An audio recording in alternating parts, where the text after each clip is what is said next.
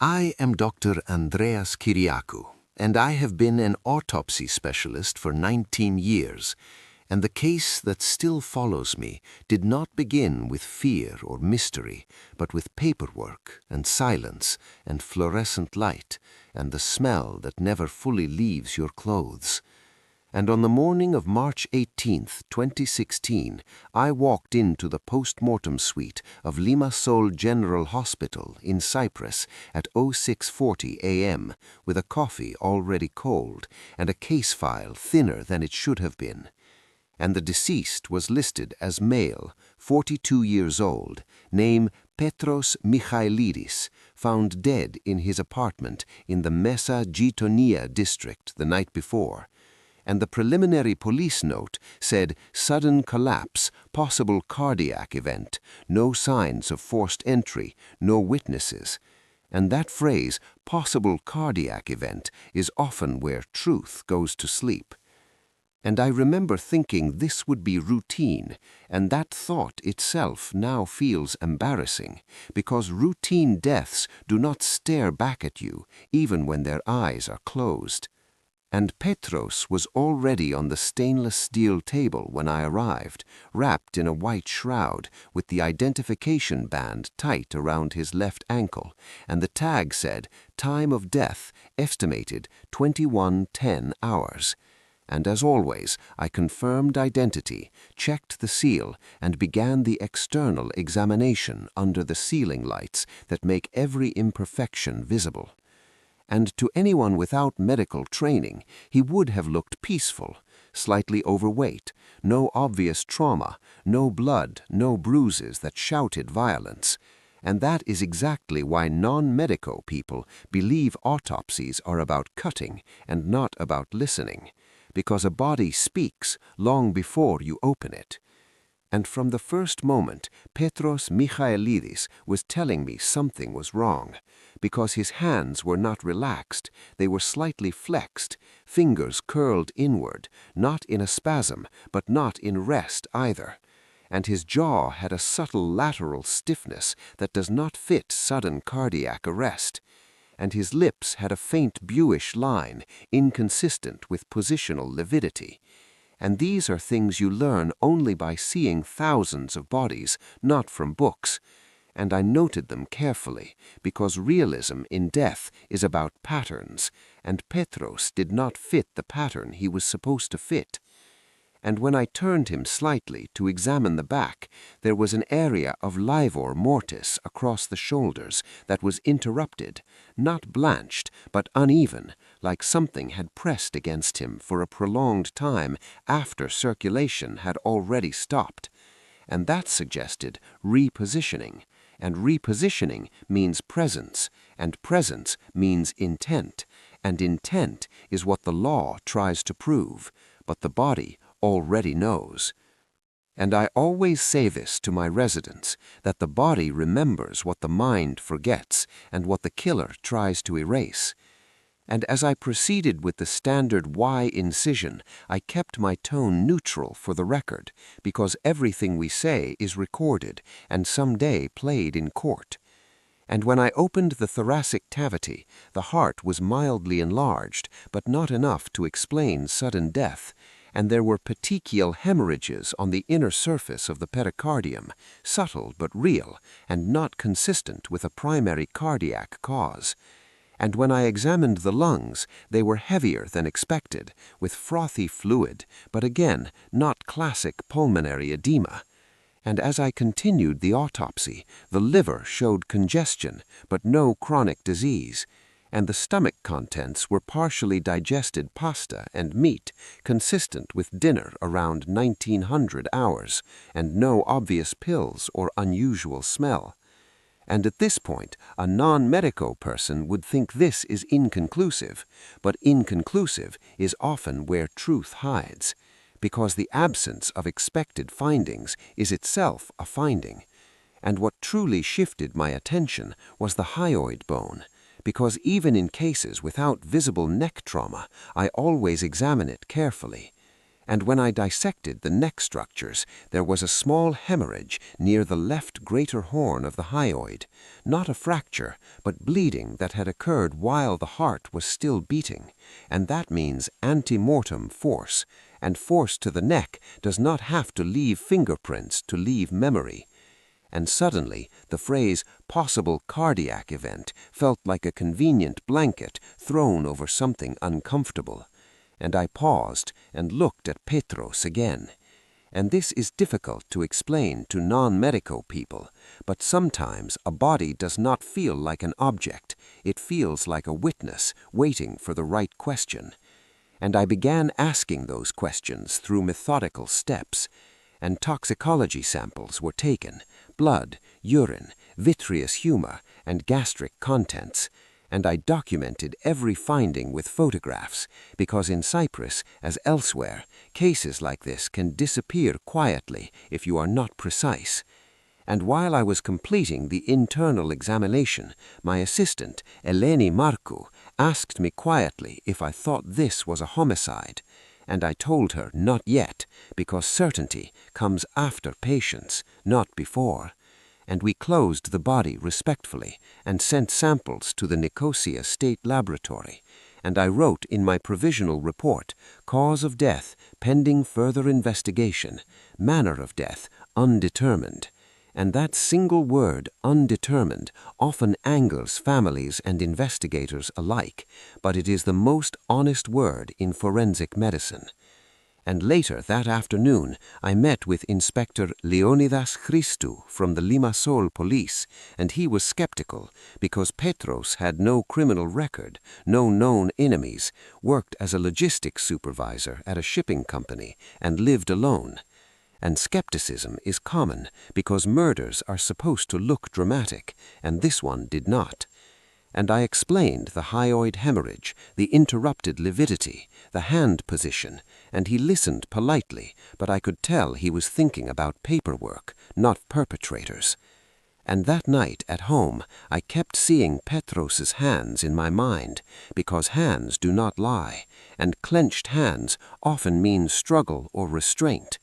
And when toxicology results returned 3 days later, they showed something subtle but decisive.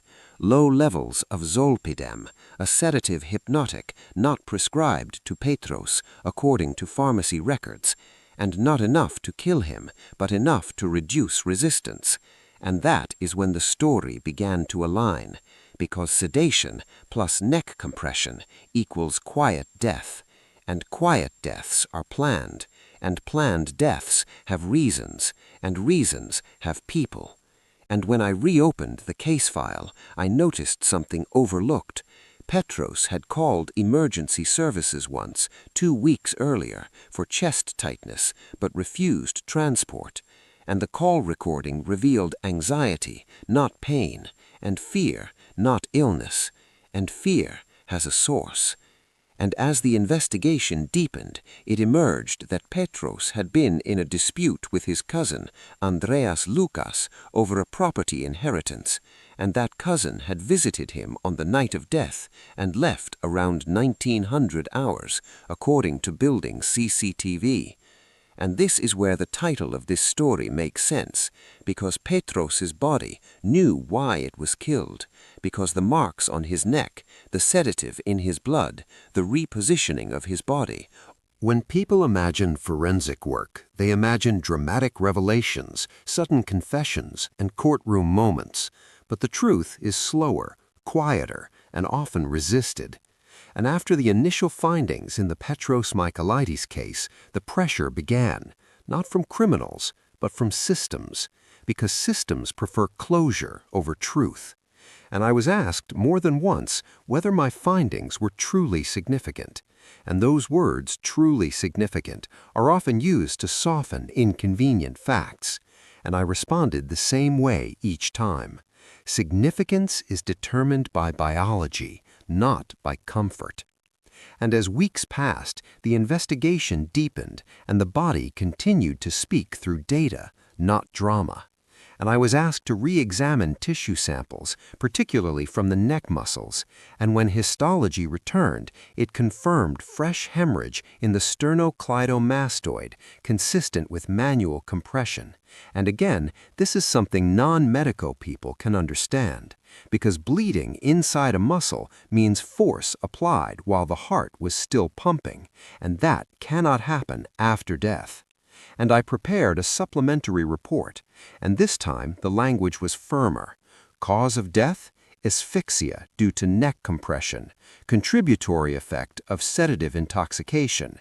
Manner of death? Homicide. And when that word is written, it changes everything. Families, police, prosecutors, and sometimes even colleagues react differently. And I met Petros' sister, Maria Michaelides, shortly after.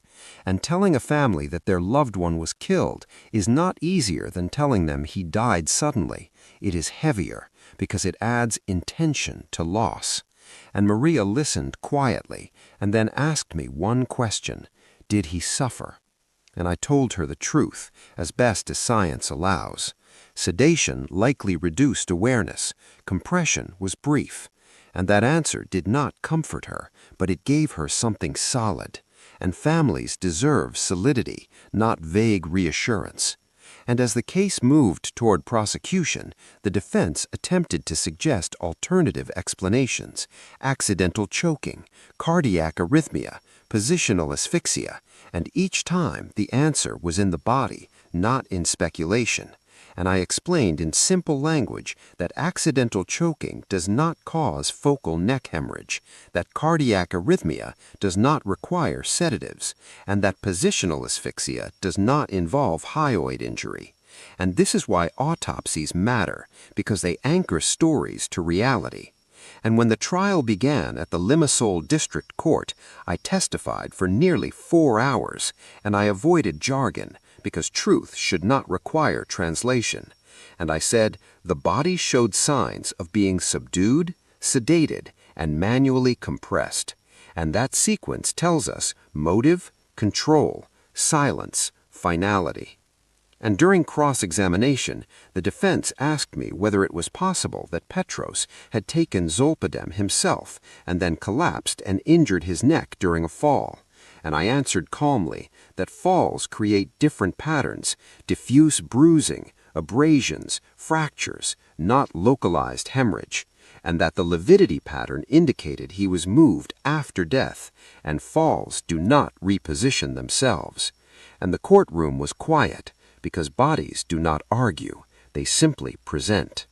And months later, when Andreas Nukas was convicted of manslaughter rather than murder due to lack of witnesses, some people felt justice was incomplete, but I felt the body had done its job, because it told the truth even when the law softened it. And after the case ended, I returned to my routine work, but the memory stayed, because this case was not about clever pathology, it was about listening. And often young doctors ask me, how do you know when a body is telling you something? And I say, you know when the story you are being given does not match the biology. And in Cyprus we have a saying, the sea remembers.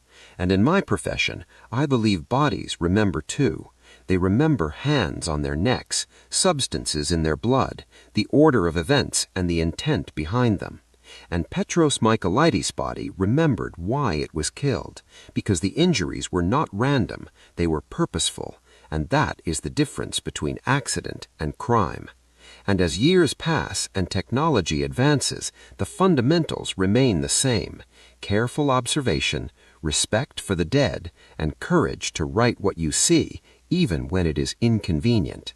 And if you are not from a medical background, I want you to understand that autopsy specialists are not looking for drama. We are looking for consistency. And when consistency is broken, it means something intervened, and that intervention is often human. And the most important lesson from this case is that truth does not shout, it waits, and the body waits patiently for someone trained and willing to listen. I am older now and closer to retirement than to residency, and cases like Petros Michailadias have shaped not only my career, but my understanding of responsibility. Because being an autopsy specialist is not about cutting, it is about accountability to someone who cannot correct you. And in the years since that case, I have worked hundreds of deaths, some violent, some natural, some unresolved. And yet, when people ask me which case I remember most, it is this one, because it taught me that realism is not graphic detail, it is coherence. And the reason this story resonates with non-medical audiences is because it mirrors something deeply human. The idea that even when silenced, we leave traces, and those traces matter. And in Cyprus, we are a small society. Secrets travel quickly, but justice travels slowly. And sometimes the only impartial witness is the body itself. And when I train young pathologists now, I tell them this story, not to frighten them, but to ground them. Because you will be pressured, you will be doubted, you will be asked to soften language, and you must remember that your loyalty is not to institutions, but to evidence, and evidence does not care about reputations or relationships. And the phrase, "the body knew why it was killed," is not poetic, it is practical. Because mechanisms of death reflect intention, and intention leaves patterns, and patterns are readable. And if you remove the emotion, what remains is logic, and that logic is accessible to anyone willing to learn the basics, because understanding that sedatives reduce resistance, that neck compression restricts oxygen, that repositioning alters lividity, these are not secrets, they are facts, and facts are democratic. And as I close this account, I want to emphasize that nothing supernatural occurred, nothing unexplainable, nothing cinematic. The truth was quiet, clinical, and persistent, and that is what makes it powerful. And when Petros's body lay on my table, it did not accuse anyone, it simply showed me what happened, and my job was to translate that honestly, and I did, and I would do it again, and I will continue to do so until my hands are no longer steady enough to hold a scalpel. And when that day comes, I hope someone else will listen as carefully, because the dead depend on it, and the living deserve it.